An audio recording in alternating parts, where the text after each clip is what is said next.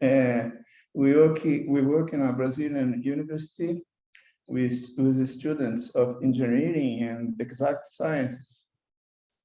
And we have worked a lot uh, teaching them to use images. It's a funny thing, but the medicine doctors, they are more able than the engineers to work with images. Maybe because the medical science is so critical, the human life depends on it. They are trained during their undergraduate course to produce images that will tell them some interesting things, and to analyze these images. Nowadays, with the softwares, when engineering students deals with a maths problem, he can use a lot the graphical approach, the geometrical approach, and use the images to get conclusions. Then this simple problem we present in this article has to do with this practice, this pedagogical practice of teaching students using more graphics, geometrical approach to problems. In the maths, they will employ as in their practice in engineering and other exact science. When I think is the geometrical approach to optimization problems. If he wants to optimize something, instead of putting everything in equations, it's nice to see images. For example, let's consider this simple problem in which the students want to find the shortest distance and the longest distance from a point to an elliptical region. We can use Lagrange equations after he concludes that the maximum and the minimum are in the borders. But it's nice if he has a different view and he draws the level curves of the function he wants to minimize, he wants to optimize, and the gradient fields. And then he understands that the points he finds in the Lagrange equations are points in which the gradient field is tangent to the borderline. In this case, is the function to be optimized has do not have a zero gradient point. Then it gets his maximum and minimum in the region. Then it's in the boundary, and the points he looks are points in which the boundary has a tangent orthogonal to the gradient field. Instead of using Lagrange equations, he could parameterize the boundary. The problem would get simpler, much simpler. And then if he parameterizes the boundary, then he deals with one variable problem, taking the function around the curve and the point in the curve depends on a unique parameter. And by Chain's rule, he sees that he's looking for points in which the tangent is orthogonal to the gradient of the function that's going to be optimized. And then he was making in the Lagrange equations because he was using another function to describe the boundary as a level curve and looking for an alignment of the two gradients. That's the same as look for points in the boundary in which the tangent is orthogonal to the gradient field of the function he wants to optimize. And then here there is another employment of the software, the Wolfram software we are using to show the points in which you have the maximum and minimum, in which the lines that comes from the point to the boundary are orthogonal to the tangent lines. And then we give up another problem. This problem, the the region is more complicated. And then if the students tried to apply straightly Lagrange equations, he would have trouble. We took a region inspired by Kepler's volume, and we took the region inside the Kepler volume and took some pieces, in such a way the region appears a fish. It looks like a fish, and we decide we give attention to the problem of minimizing this G function here, restricted to the region that is in blue in the picture. In this region, he cannot go and blindly apply Lagrange equations or use the soft without thinking with straight commands. It's much more complicated. The boundary has self-intersections. The boundary is not formed by a simple curve in which you can find a normal vector. Then the computer helps much more. Then I'm passing to Wolfram Mathematica to see how he can approach the problem using the soft. First thing, he can define the function to be optimizing. That's a third degree function in the x variable and linear in the y variable. For this reason, its level curves that we can see here will look like graphics of third degree polynomials. And then he asks for the soft, and the soft generates the level curves of this function. The level curves of the function, when we superpose them with the region in which we want to optimize the function, it gives us a visual information that almost solves the problem. It's a matter of precision to continue. Then we will produce now the region in which we want to optimize the function. For this, we define some functions, and then we produce the region that was not only the region contained by the Kepler's volume, but without some circular regions. Let's see then the region. The region is this one, and then I have the level curves. Then we put them together. When we put them together, we like a doctor in the hospital when he sees an X-ray image, we can see and know where is the maximum and where is the minimum without equations. We see that probably the minimum is here in the tail of the fish, and the maximum is close to the eyes of the fish.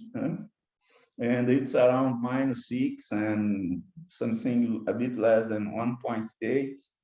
And then instead of using Lagrange equation, we can parameterize it. Well, to parameterize the full boundary is difficult. Again, the function has a gradient that is not zero in the region. Then we know that the maximum and the minimum, they are in the boundary. But instead of parameterizing the right boundary, we'll parameterize the volume of the scarps. This classical curve, like many others, are very nice to model regions in problems. And we find easily the parameterization in polar coordinates, for instance. Then we can parameterize the boundary of the region. And then we can compose with the function we want to optimize. and find the points in which the level curves are tangent to the Descartes volume. But you have to see that we didn't solve the problem, because our region is not exactly the Descartes volume. It is a region in which we took out some circular parts of the Kepler's volume. Then the student can see that he found the minimum here, but the maximum not, because if we see the right region, is in that it's close to that region in which we took out a circular part to make the eyes of the fish, Kepler fish, you want to say, we can say. Then what we have to do? We have the minimum, and then we have to analyze better this region close to the fish's eyes. Then what we will do? We will make the level curve approach, but with a certain zoom. We will concentrate it close to the eyes. Is what we do.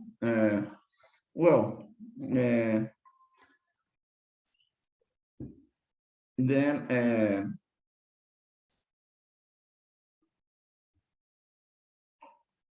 before follow, we found here all the points we found in which the level curves are tangent to the Kepler's fish, only for didactical purpose, but we see that the eye is not a part of the true region we are working with.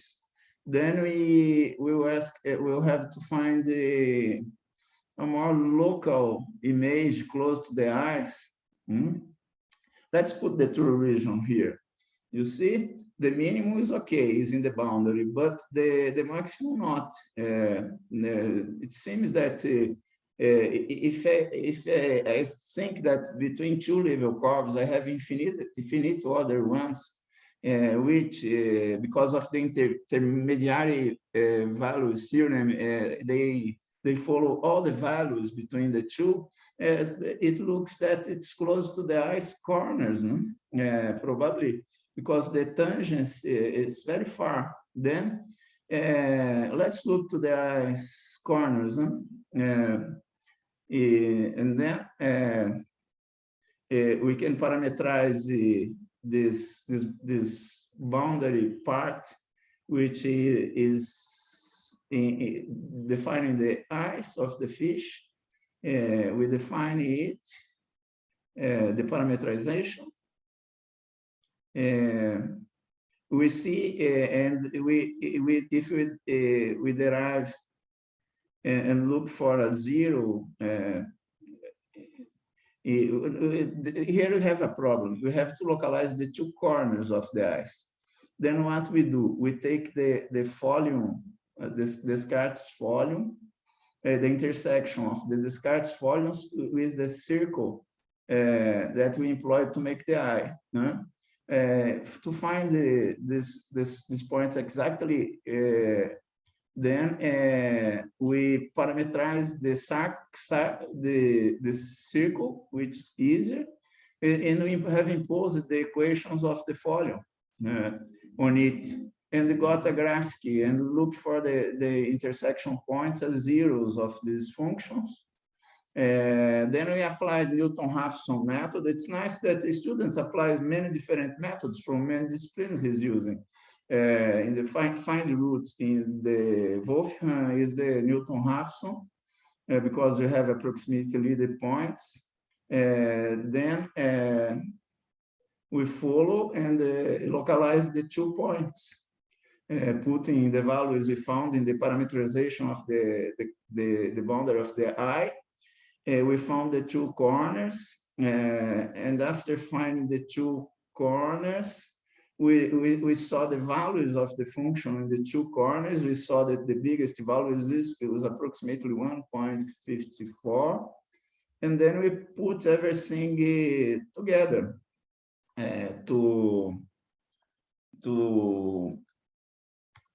to see visually the two corners we found. One in which the function value is around the 1.54, and the other in which it's close to 1.49. And then we select the maximum. Here we have made, again, the fish, but reduced the theater and the boundary curves. We have put more of them to have a look. Then it's an interplay between images and some calculus. This gives a high precision to solve the problem. And if the student applied Lagrange equation straightly, or if he tried the straight commands in the computer, he would lose this precision. The precision is much bigger when he can work in an interplay between equations and images, like a doctor that make X-ray before act in the body. And this gives him a look. He uses the human ability to analyze visual images that are strong human ability. And the nice thing is that engineering people from exact science today can deal with problems without blindly restrict themselves to equations, but they can mix together the equations with the view of images that the software can generate for. Then in the training of exact science students and engineering students, it would be nice to focus, to strengthen this ability of how to produce images and how to use the images to solve the mathematical problems that in many books from 50 years ago were solved with equations only and complicated theorems. And he can have more security, he can more precision if he makes an interplay between images and the theory he's studying. And this is a natural tendency in a moment that the softs produce these nice images and help to deal with mathematical problems. That's okay. Then is this our presentation? If you have some doubts, please.